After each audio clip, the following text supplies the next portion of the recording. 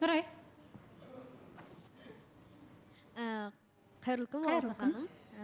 Өте әдемі болып тұрсыз. Балауса ханым, енді білмеймін да, мені уже андай қыла берудің қажет жоқ сияқты. Негізі, типа болмады ол әңгіме, болмады дегенде өтірікші қыла берудің қажеті жоқ сияқты негізі.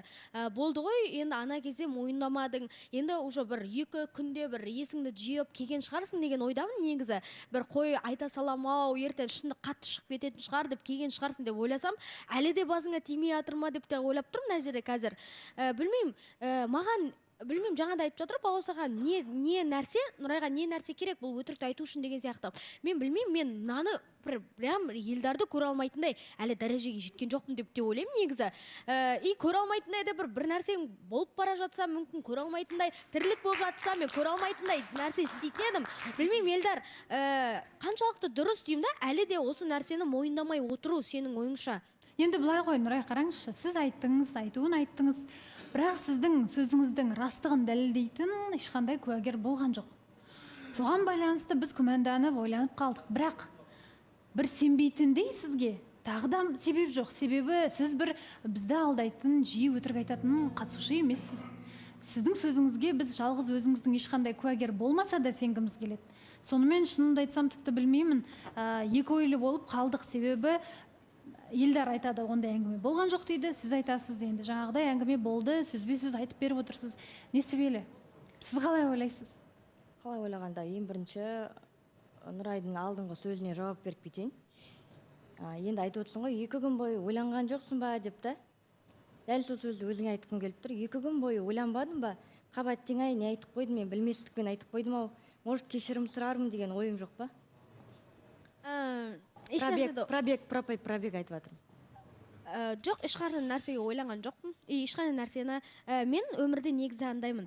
Шындық айтылама, сол шындықты нәрсені қабылдай білу керек әр адам. Ол зат вообще басқа зат. Мен пробег туралы айтып жатырмын. Тыңдасаңызшы, енді айтып жатырмын ғой. Енді шындық қой, шындық болғаннан кейін мен андай қылып айтып тұрдым да, айтқан нәрсеме ешқашан да өкінбеймін. Айтылды ма, сол күні айтылды, болды. Жарайды.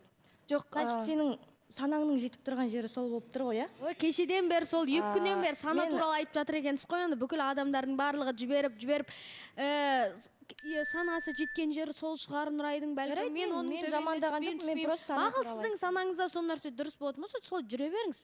Жарайды. Болды. Енді маған не айтып тұрсыз енді қазірге? Енді ата-ананың тәрбиесін көрмегенің көрініп тұр. Елдер сөз маған қайтып айтып тұрсыз ба? Мен саған апалық бір немді айтайын, ақылымды айтайын. Жасым үлкен ғой сенен. Жалпы адамды мазақ қылу, ол өзіңді биік санау емес. Ол сенің керісінше мәдениеттілігінің төмендігі. Білесің ба? Сондықтан бір Алла біледі, алда не болатынын. Ештеңе білмейсің алда не болатынын. Сондықтан тек Алладан қорқып деп айтам.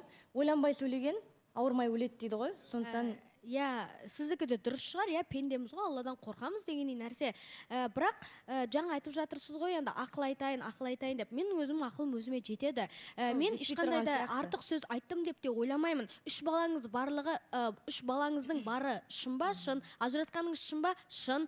Одан кейін енді сізбен қарағанда менің мақсатым негізі айта салайын, менің мақсатым анандай болды. Типа ажырасқан әйелден қарағанда мына жақта отырған жас қызды таңдамайсың ба? Сөйтіп айтуыңыз керек еді. Пробег дейтін сөз керек емес. Пробегі 3 рет айналған. Ертеңгі күні Аллах тағала көріп тұр, бумеранг, өмір бумеранг. Дәл сол сөзді осылай айтсын деп. Сіздің түсінігіңізде, сөздің түсінігіңізде, ол пробег дейтін сөз сіз үшін не? Сіз оны қалай түсіндіңіз? Сіз үшін не? Жоқ, сіз қалай түсіндіңіз? Сіз қалай түсіндірдіңіз? Мен айтып тұрмын ғой қазір ғана сізге. Сіздің ажырасқандығыңыз, сіздің 3 балаңыздың барлығын мен просто сондай қылып айтып мен мүмкін солай жеткізгім келген шығар. Мен де сіздің ата-анаңызға, сіздің тәрбиеңізге мінбес едім. Сіз менің личный границама өтіп кеттіңіз, мен де өтуге тура келді. Ол сөзді ол басынан бастап мәдениетсіз сөз. Оны қалай түрлендіріп түсіндіруге болады? Балауса ханым, мына жерде айта кеткім келіп тұр. Алдыңғы эфирде мен болмап едім, бірақ дегенмен эфир үзінділерін көрген тұғым. Бірақ енді жаңағыдай айтып жатыр ғой, пробег болмасын, жаңағыдай ажырасып жатқан деген нәрсе. Ол нәрсе қайттан айналып өздеріңе бастарыңа тимесіне кім кепіл деген келіп тұр. Және де елдардың алдындағы айтқан сөздерін Нұрай айтып кеткен болатын. Ол нәрсе болғандығын ол жерде мен де бармын. Болмаса ол нәрсе мүмкін басқа кезде болған шығар, бірақ өзіміздің арамызда елдармен тоже бір диалог болып қалған тұғын айтқан болатын мен. Енді бір-бірлеріңе қатты бауыр басып қалатында ойнатып, үйтіп жүрудің керек емес деген мен. Қыздың сезіммен ойнама деп. Жоқ, ол да мен де біліп тұрмын ғой не болып жатқанын деген сияқты әңгіме айтқан болатын Эльдар. Мәссаған. Ал бірақ дәл осы жердегі Нұрай мен болған әңгіме ол басқа. Мүмкін мен білмеймін қасымда кімдер отырған, бірақ тура сондай әңгіме болғанын растап кеттім келіп тұр, иә. Ал бұл не деп айтты нақты Эльдардың сөздерін айтыңызшы. Бұл айтты енді мен де ол да біліп тұрмыз ғой не болып жатқанын. Мен жалпы енді алдыңғы қадамдармен серьезно болмаса да солай көрсетіп жатырмын ғой деген сияқты әңгіме айтқан болатын. Ол тамақ ішіп отқан жақта болған тұғын сол оқиға. Эльдар. Бұл оқиға қай кезде ол? Қашан болса да сіздің аузыңыздан осындай әңгіме шықты ма? Ондай әңгіме шықпаған бола салған. Эльдар, мына жерде ортада отырып көрінген адамды өтірік шығылудың қажеті жоқ. Аузыңнан шыққан сөзге өзің жауап беруге міндеттісің. Және көтере білуің керек. Сен ер азамат болғаннан кейін каждый сөзіңе жауап беруің керек. Өтірік үйтіп отрицать етіп болмаса басқа нәрсе істеудің қажет емес. Мадина, сіздің жаныңызда ол жерде Жәнібек болды ма? Білмеймін.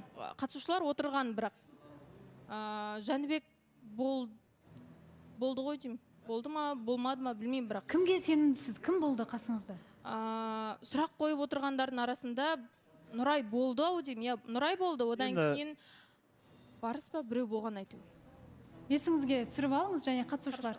Нақты сіздерден шынайы жауапты білгіміз келеді. Елдардың аузынан осындай әңгімелер шықты ма, жоқ па айтып бересіздер. Бізде жарнамадан